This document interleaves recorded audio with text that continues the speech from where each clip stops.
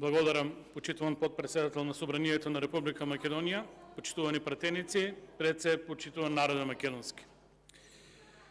Пред нас е точка на дневен ред избор на членови на регулаторната комисија, Комисијата за водени услуги и комунален отпад. И одма на почетокот да кажам дека се избират 4 нови членови, меѓутоа ќе се задржам на еден и тоа е Беслимовски. Зошто на него? Затоа што тој е идеологот на оваа регулаторна комисија и генерално сите работи одат преку него. А не би требало да одат, затоа што во суштина е докажен партиец на СДСМ и во принцип ја реализира 100% партиската политика и партиските интереси на Социјалдемократскиот сојуз на Македонија. Тој е човекот кој прво работи, реков, за интересите на Социјалдемократскиот сојуз, понатаму многу симптоматично во последно време работи за нечии бизнес интереси и трето, никако да проработи за интересите на граѓаните на Република Македонија, за интересите на бизнисот во Република Македонија и за општините и така натаму и така натаму.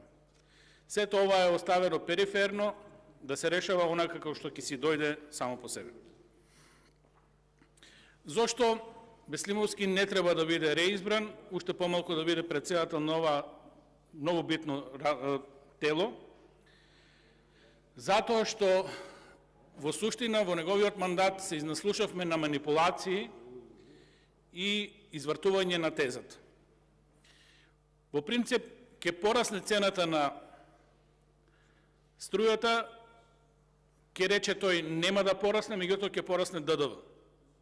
Крајниот ефект, повторно повисоки сметки, меѓутоа низ медиумите ќе се наслушаме тоа дека цената на струјата не пораснува, дека во суштина се е окей, медиумски мрак, медиумска магла. Крајниот ефект, повторно граѓаните на Република Македонија ќе видат дека имат поголема цена на струјата. Второ, расте цената на струјата, меѓутоа не директно, повторно Беслимовски ќе излезе во јавноста, повторно сеење магла, цената на струјата е таа, на крајот ќе видиме дека повторно сметките се поголеми, затоа што пораснал преносот, некои други ставки во талонот и така натаму, и повторно 3-4 месеци пред да се случи поскапувањето на струјата, сеење на магла, цената не се качува, на крајот повисоки сметки. Последното, цената на струјата не расте, условно повторно Беслимовски ќе го гледаме по телевизија, меѓутоа цената е субвенционирана од страна незаконски од страна на буџетот, од парите на граѓаните и повторно некој ги доведува во заблуда граѓаните дека тоа во суштина цената во Република Македонија на струјата останува иста, меѓутоа не сака да каже дека во суштина тоа е платено од парите на граѓаните, од буџетот директно преку специфични канали. Значи, испревратување на тези, за на крајот секој граѓанин во Република Македонија да знае и веќе да види, тоа го видовме во првиот мандат на Беслимовски, дека константно расте цената на струјата. Крајниот ефект од 2017 до денес, цената на овој, на оној, на трет, на четврти, на пети начин е поскапена за 50%.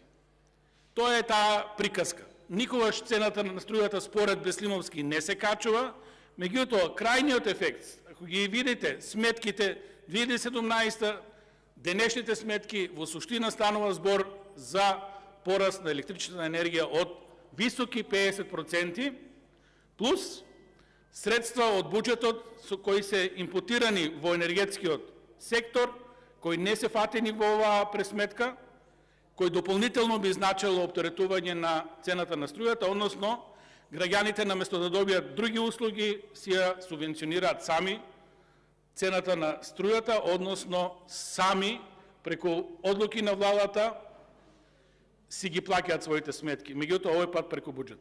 така да не се 50, се многу повише проценти зголемување на цена на струјата.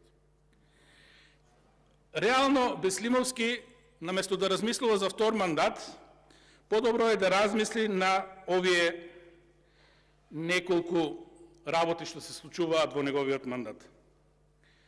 Прво, незаконското пролонгирање на објавување на цената на струјата по изборите 2020 година.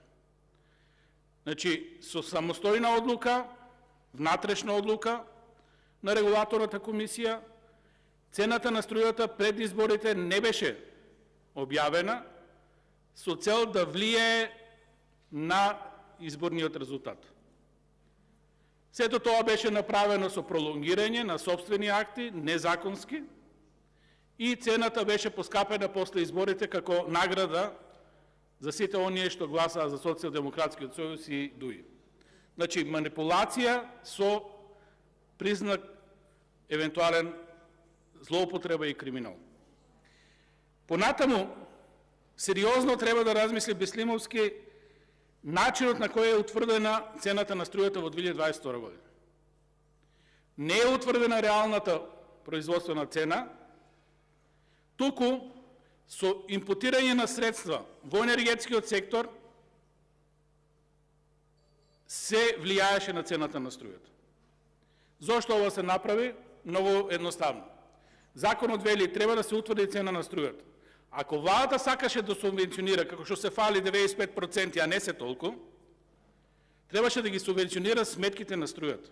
И тоа ќе беше бројливо и ќе беше јасно колку реално субвенционира државата.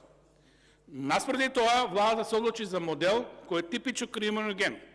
Директно од буџетот средства на енергетските компании и сето тоа за да се замагли сериозното обвинување од медиумите за криминал на набавка на јаглен, нафта, газ и така натаму. Веќе тендерите со камиони, тоа е веќе позната работа, многу одамна тоа функционира, тоа ќе го оставам на страна.